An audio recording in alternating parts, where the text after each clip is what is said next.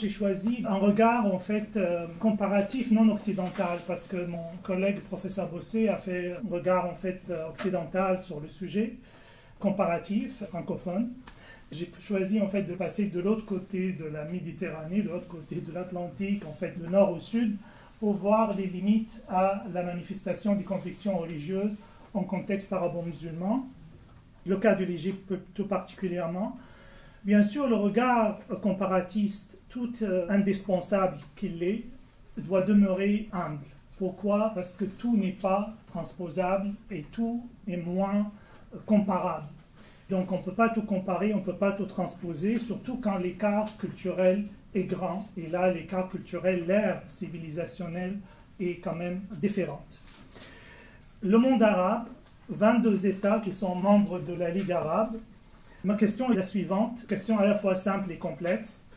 Quelle est la place en fait qu'occupe la liberté d'expression en lien avec la religion dans les systèmes arabo-musulmans, dans le système des pays arabes? Bien sûr, ce serait prétentieux de ma part aujourd'hui de vous dire que je vais vous parler de 22 États qui font membre de cette association internationale qui est la Ligue arabe. Je vais donc me contenter de quelques considérations générales et puis m'attarder plus sur l'exemple égyptien qui est un peu représentatif du reste du monde arabe avec les particularités qui pourraient aussi se présenter. Donc, mes éminents collègues ont abordé en fait la question dans un contexte laïque occidental.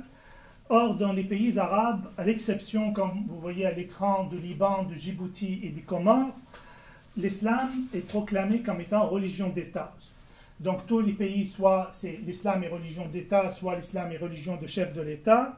On est donc loin de contexte occidental, de contexte où l'État garde une neutralité religieuse ou prône l'athéisme. L'État professe une religion et cette mention de religion d'État est souvent mal comprise. C'est quoi une religion d'État? C'est souvent mal compris et souvent aussi confondu avec un autre concept assez proche qui est un État islamique. Donc ici, j'aimerais faire une distinction, celle entre religion d'État et État islamique. Dans un État islamique, on a un ordre politique et un ordre juridique qui, dans son ensemble, est de type religieux et la charia est appliquée par les tribunaux. La fonction essentielle de l'État est vraiment la réalisation des objectifs de l'islam. C'est l'exemple de l'Arabie saoudite. C'est l'exemple de l'Iran, c'est l'exemple de l'Afghanistan. Et donc ici, on est dans cette dimension-là où dans l'Arabie saoudite, en fait, le statut fondamental évoque que l'État protège le dogme de l'islam, applique la charia, commande le bien, interdit le mal et assure la prédication. Or, si on passe à l'islam, religion d'État, il n'a pas cette mention qui figure dans la Constitution, n'a pas cette dimension radicale, n'a pas cet impact radical. Les constitutionnalistes, en fait, arabes, parlent d'un effet plus symbolique que juridique. Il y a plusieurs formulations, plusieurs répercussions qui peuvent être différentes d'un pays à l'autre, mais qu'est-ce que ça implique concrètement de déclarer l'islam religion d'État? Bon, ça implique grosso modo, dans la majorité des cas, qu'on célèbre les fêtes religieuses musulmanes, qu'on enseigne l'islam dans les écoles publiques, d'ailleurs les autres religions aussi, on finance aussi le culte et on utilise des symboles islamiques. C'est ça les manifestations en général de cette mention. Je voulais dire aussi que l'islam, religion d'État, ou mentionner une religion d'État ou une religion officielle, ce n'est pas l'apanage juste des pays musulmans. On retrouve dans certains pays européens aussi une église d'État. On retrouve le catholicisme en Pologne, en Espagne, en République dominicaine, en Argentine, aux Philippines. On retrouve le protestantisme, religion d'État en Norvège, au Danemark, en Islande. On retrouve l'orthodoxie en Grèce, en Géorgie, en Bulgarie. L'église anglicane, bien sûr, et surveillez bien au Royaume-Uni le couronnement de roi Charles III pour voir juste les symboles chrétiens dans le processus qui va venir le 6 mai. Le bouddhisme est religion d'État au Thaïlande. Selon les normes internationales, est-ce qu'un État peut adopter une religion nationale? Selon les normes nationales, en fait, que ce soit la Convention européenne des droits de l'homme ou le Pacte international des droits civils et politiques, un État peut adopter une relation particulière avec la religion de la majorité de la population. y compris l'établissement d'une religion d'État, à condition que cela n'entraîne pas des discriminations à l'égard des gens qui ne partagent pas cette religion ou à l'égard des gens qui sont des non-croyants. Et donc le principe est la non-discrimination. À mon avis, toute la question est de savoir est-ce qu'ici, dans le cadre des pays arabes, l'adoption d'une religion d'État, qui est l'islam, religion officielle, entraîne des discriminations à l'égard des non-musulmans qui ne partagent pas la religion de la majorité, d'une part, et est-ce que d'autre part, donne une carte blanche à ceux qui adhèrent à la religion d'État de professer leur religion comme ils veulent. Donc je vais discuter de ces deux parties. D'abord, par rapport aux limites d'expression des religions minoritaires. En Égypte, bien sûr, dans le cas de l'Égypte, parce que je n'ai pas le temps d'aborder les autres pays en comparaison. Donc, quelles sont les limites, en fait, par rapport aux religions minoritaires en Égypte? En Égypte, on retrouve d'abord l'article 3 qui considère, en fait, que les principes religieux des chrétiens et des juifs sont considérés comme une source de législation en matière de statut personnel, dans leurs affaires religieuses, dans l'organisation interne de culte, etc. Et on retrouve l'article 64 de la Constitution.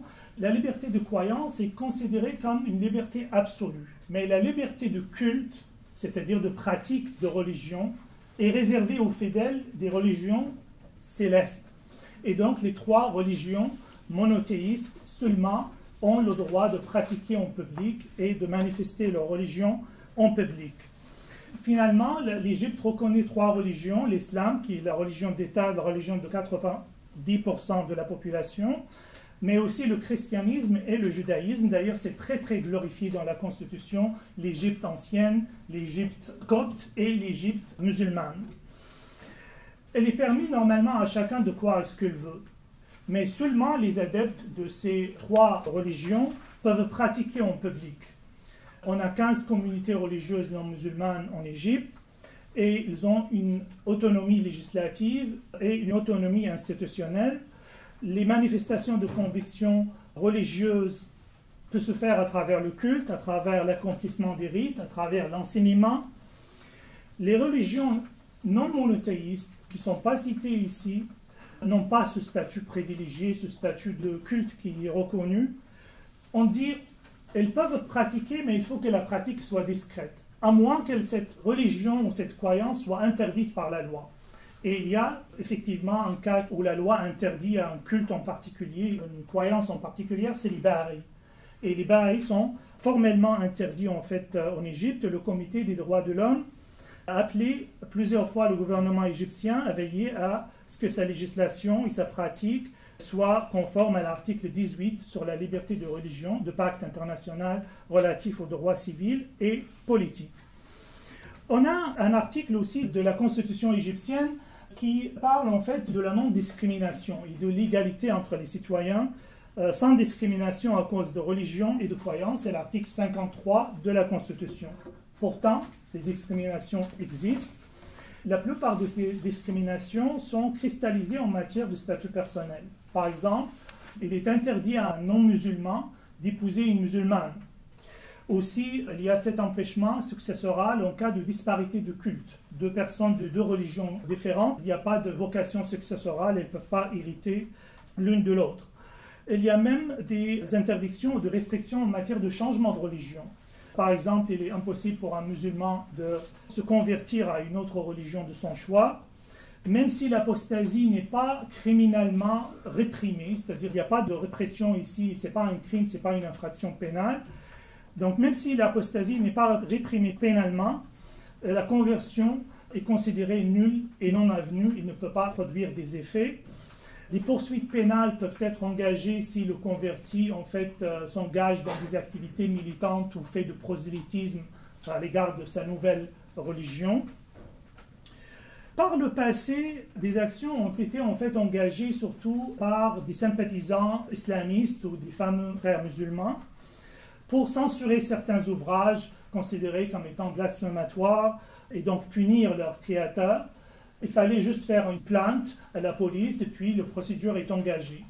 Maintenant, ils ont changé dans la Constitution de 2014. L'article 67 interdit maintenant d'engager en fait des poursuites C'est seul le ministère public qui pourrait engager, ce n'est pas les individus qui peuvent engager des poursuites par rapport à des ouvrages ou à des œuvres artistiques, littéraires ou intellectuelles qui sont à caractère public.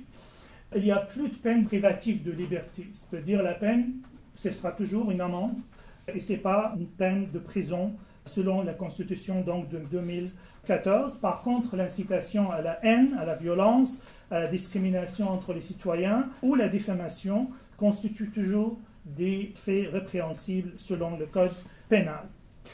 Je passe maintenant à la limite à l'expression de la religion majoritaire, qui est en fait la religion musulmane. Et là, la question pourrait en fait paraître paradoxale, parce que vous me dites que l'islam est religion d'État, donc est-ce qu'il y a des limites à la manifestation de l'islam? C'est toute la question, parce que l'islam est protégé, l'État professe l'islam, c'est la religion officielle. Donc est-ce qu'il y a des limites à la manifestation de l'islam? Ceux qui connaissent en fait un peu la religion musulmane et puis qui font des études sur ça, savent très très bien que l'islam n'est pas un bloc monolithique et donc il est traversé par plusieurs obédiences, plusieurs courants. Il n'y a même pas, du moins dans l'islam sunnite, il n'y a pas de magistère spirituel, donc il n'y a pas d'église, il n'y a pas de clergé, il n'y a personne qui peut dire en fait c'est quoi exactement la doctrine officielle. Comme l'islam en fait connaît plusieurs formes d'expression doctrinale et plusieurs formes d'obédience et d'expression, l'État égyptien ici veille à valoriser et à forger finalement et à valoriser sa propre version de l'islam. Et donc, on voit ici à travers Al-Azhar, qui est un organisme, une université, mais aussi un centre religieux. À travers Al-Azhar, l'État en fait essaye de véhiculer sa propre version de l'islam. C'est un message d'un islam modéré qui est véhiculé par l'État. Al-Azhar est la principale référence en matière religieuse et il est subventionné par l'État à cette fin-là. Il exerce un rôle en fait dans toutes les gestions des affaires religieuses. Mais par rapport à l'interprétation de ce qui constitue les principes de la charia comme une source principale de la législation en Égypte, ça ne relève pas d'Al-Azhar. Ça relève en fait de la haute cour constitutionnelle égyptienne, interpréter ce qu'on entend par le principe de la charia. Et cette cour-là, c'est une cour avec des juges qui sont des juristes professionnels, des juristes de carrière, ce ne sont pas des religieux, ce ne sont pas des cheikhs ou des imams. Cette cour a joué un rôle très important dans la régulation de faits islamiques et l'interprétation de ce qu'on veut dire par les principes de la charia islamique qui figurent en fait dans la Constitution. Parfois, ça pourrait conduire la Cour jusqu'à limiter ou à restreindre les manifestations de la religion musulmane.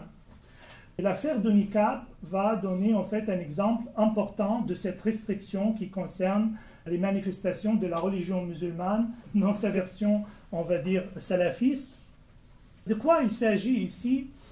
Dans cette affaire, en fait, en 1977, un décret du ministère de l'Éducation en Égypte interdit le port de voile intégral, le niqab, dans les écoles publiques égyptiennes. 2 élèves, 2 filles, qui faisaient des études à l'école, se sont fait renvoyer de l'école. Leur père conteste la constitutionnalité finalement de ce décret ministériel en disant que ça contredit les principes de la charia de l'article 2 de la Constitution. Cet argument a été rejeté par la Cour qui affirme la validité de l'interdiction, qui dit l'interdiction est valide, ce décret est valide par une relecture de la charia, et vous voyez, je ne vais pas le lire parce que je n'aurai pas le temps, mais l'extrait que j'ai traduit, c'est devant vous. L'État font imposer des restrictions à certaines formes de tenue vestimentaire, y compris en fait l'interdiction de port de niqab dans les écoles publiques. Voici donc comment il y a eu une nationalisation de la normativité islamique, comment une normativité qui est extérieure à l'État est rentrée maintenant, saisie, est rentrée dans le giron de l'État, et l'État contrôle ce message-là à travers la justice. La justice détermine librement le contenu des normes islamiques. Quelles sont les normes islamiques qui reçoivent une valeur obligatoire auprès de l'État? C'est à la justice de dire, et c'est donc contrôlé par la justice. Pas toutes les formes sont de la normativité islamique ou de la manifestation de la normativité ou d'expression religieuse islamique sont acceptées, loin de là. On sait que depuis 2013, depuis le coup d'État de Maréchal Sissi, les frères musulmans, la confrérie des frères musulmans a été dissoute, mais également il est interdit de fonder des partis politiques ou de faire des activités politiques sur des bases religieuses. Autrement dit, un parti qui se réclame de l'islam ou du christianisme ou du judaïsme ou n'importe quelle religion ne peut pas être fondé comme étant parti politique. Bref, fixer le cadre de la liberté d'expression dans le domaine religieux offre l'opportunité, à mon avis, d'un dialogue entre les cultures, entre l'Occident et l'Orient, entre le Nord et le Sud. Ce dialogue permet en fait d'évaluer la portée de la liberté d'expression, surtout quand les parties au dialogue nourrissent des conceptions totalement différentes sur la matière, d'où l'importance de cette chaire de recherche et des travaux qui restent à faire pour les prochaines années, et je vous remercie.